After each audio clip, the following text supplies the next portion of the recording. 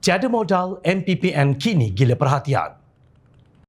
Baru-baru ini, Ahli Parlimen Masjid Tanah Datuk Mas Ermiyati Samsudin menerusi aplikasi DX tanpa asas dan berniat jahat telah mendakwa seorang Menteri Kerajaan Perpaduan telah membenarkan warga negara Cina yang menyertai dan mendapat PAS bagi program Malaysia Rumah Keduaku atau MM2H layak mendapat status penduduk tetap PR negara ini. Naib Ketua Sikandi Bersatu itu tidak menjelaskan lebih lanjut sumber yang menceritakan perkara berkenaan, malah tidak menyatakan nama menteri berkenaan secara khusus. Ibarat tepuk air di dulang terpercik ke muka sendiri. Ahli Parlimen Perikatan Nasional PN tersebut menjadi sasaran kecaman selepas memuat naik ciapan yang hanya bersandarkan sumber maklumat dengan cerita atau hearsay. Dakwaan tersebut dikaitkan dengan Datuk Seri Tiong King Seng yang menyandang jawatan Menteri Pelancongan Seni dan Budaya di dalam Kerajaan Perpaduan. Dengan cerita YB Menteri Pelancongan buat pengumuman bagi warga negara Cina yang sertai dan dapat PAS MM2H terus layak dapat PR. Wow, tulisnya. Dakwaan itu bukan sahaja dikritik ramai, bahkan turut ditegur Menteri Ekonomi Rafizi Ramli yang berpendapat selaku pengerusi jawatankuasa kira-kira wang negara PAC, beliau tidak seharusnya menyebarkan dakwaan hearsay sebegitu.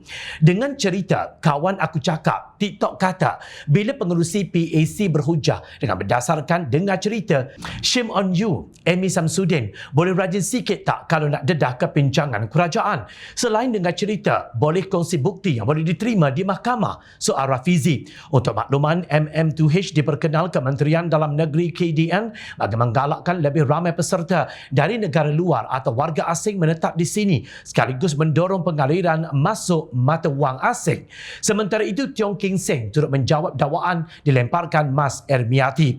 Apa yang berlaku, status MM2H tidak dibuka kepada warga Cina semata-mata tetapi membabitkan semua pemohon dari seluruh dunia untuk memastikan pertumbuhan ekonomi negara. Selain itu, status PR bukan diberi secara automatik tetapi perlu membuat permohonan terlebih dahulu dengan mematuhi syarat-syarat yang ketat. Mengapa Mas Ermiyati perlu mengelirukan orang ramai dan mengatakan bahawa program itu hanya memihak kepada pemohon dari negara China sahaja? Apa yang beliau cuba sampaikan menerusi provokasi dengan memilih satu negara tertentu. Tambahan pula, setiap pemohon tanpa mengira kewarganegaraan mereka mesti memenuhi syarat permohonan kategori platinum sebelum mereka dibenarkan memohon status PR. Adakah Mas Ermiyati sengaja melakukan provokasi kaum? Adakah Mas Ermiyati cuba merosakkan keharmonian kaum? Soal King Seng, beliau turut menegaskan bahawa penambahbaikan kepada kriteria dan syarat MM2H adalah bertujuan menarik lebih banyak permohonan, terutamanya yang mempunyai potensi keuangan yang baik. Banyak negara mempunyai program seperti MM2H selain Malaysia dan keseluruhan proses permohonan MM2H disahkan telah diteliti dan disemak dengan ketat. Umum mengetahui bahawa setiap permohonan untuk menyertai program MM2H mestilah lulus proses semakan yang sangat ketat, termasuk saringan keuangan, semakan latar belakang dan keperluan lain yang berkaitan sebelum mereka layak menerima PAS program MM2H dan kemudiannya memohon status PR mengikut syarat-syarat yang dikenakan oleh Jabatan Imigresen Malaysia. Sekiranya pemohon melakukan sebarang salah laku atau melanggar mana-mana syarat program, keistimewaan akan dibatalkan.